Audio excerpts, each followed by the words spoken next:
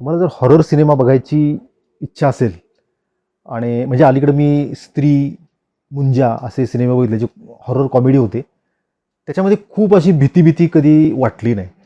आणि अजून काही मी बघितले असतील, आता मला नावं पटकन आठवत नाहीत. तर फार असं काही हॉरर ज्याला म्हणता येईल, की अंगावर काटा येईल प्रत्येक टप्प्याटप्प्याला त्याच्यामधल्या सीन बघताना. असा काही मला कुठला सिनेमा जाणवला नाही. पण आत्ता लेटेस्ट मी एक सिनेमा बघितला आहे. त्याच्यामध्ये मला खूप परिणामकारक मला तो सिनेमा वाटला, की प्रत्येक क्षणाला अंगावर काटा येत होता आणि आता काय होतंय. तुम्ही पण तो जरूर बघा. तुम्हाला जर हॉरर सिनेमाची मजा घ्यायची असेल किंवा अनुभव घ्यायचा असेल तर तो सिनेमा जरूर बघा. आज मी त्या सिनेमाबद्दल बोलणार आहे. नमस्कार, मी वैभव कुलकर्णी. तुम्ही बघत आहात स्वनिर्मिती. ह्या सिनेमाचा ट्रेलर मी गेल्या वर्षी थिएटरमध्ये बघितला होता. तेव्हाच मला तो इंटरेस्टिंग वाटला होता खरं तर.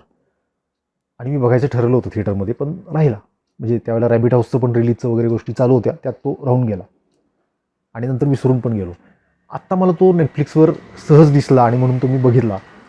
तर मला वाटलं की अरे खरंच आपण थिएटरमध्ये बघितला असता तर अजून त्याचा परिणाम जास्त जाणवला असता. पण मला काही फरक पडला नाही.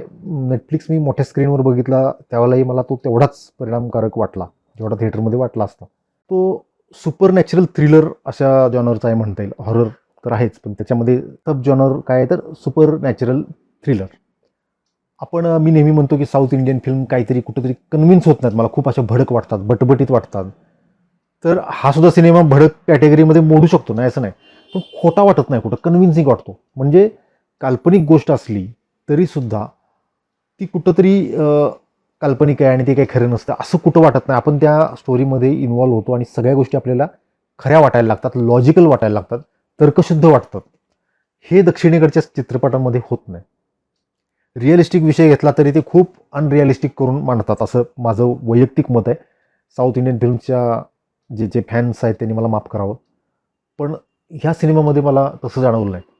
त्याचं साऊंड डिझायनिंग कोणी केलं मी नाव बघायला विसरलो, पण अप्रतिम केले. म्हणजे मी अर्थात हेडफोन लावून तो सिनेमा बघितला, तर त्याचा जो इफेक्ट असतो 5.1चा तो थिएटरमध्ये तो जास्त अनुभवायला मिळाला असता. इथं कदाचित नेटफ्लिक्सवर स्टिरिओ साऊंड असेल, पण तरीसुद्धा तो जो काही इफेक्ट होता ना साऊंडचा, तो खतरनाक होता.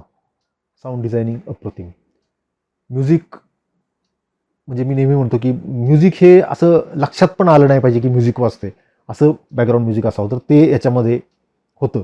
कुठेही असं म्युझिककडे लक्ष गेलं नाही. त्या सीनकडं, त्यातल्या कलाकारांकडे, त्यांच्या एक्सप्रेशनकडे, त्या सिच्युएशनकडेच सतत लक्ष राहत होतं, असं ते त्याचं म्युझिक होतं.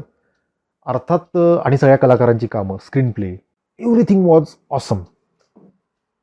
विकास बहल या दिग्दर्शकाने दिग्दर्शित केलेला तो सिनेमा आहे. त्याच्यामध्ये अजय देवगण आहे, ज्योतिका आहे, जानकी बोडीवाला म्हणून एक मुलगी आहे, तिनं पण अप्रतिम काम केले.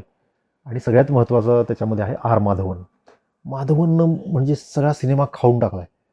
खतरनाक काम केलंय, खतरनाक.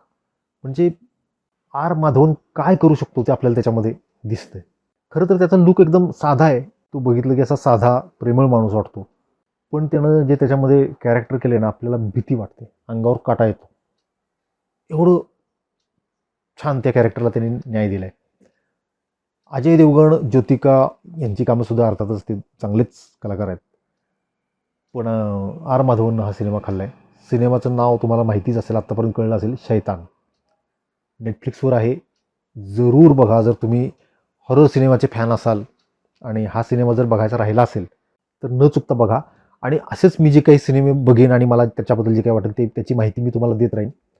त्यासाठी चॅनल सबस्क्राईब करा. हा व्हिडिओ आवडला असेल तर लाईक करा, तो शेअर करा, बेल आयकॉन दाबा, म्हणजे माझं नवीन व्हिडिओ जे माझे येतील त्याचं नोटिफिकेशन तुम्हाला मिळेल. धन्यवाद.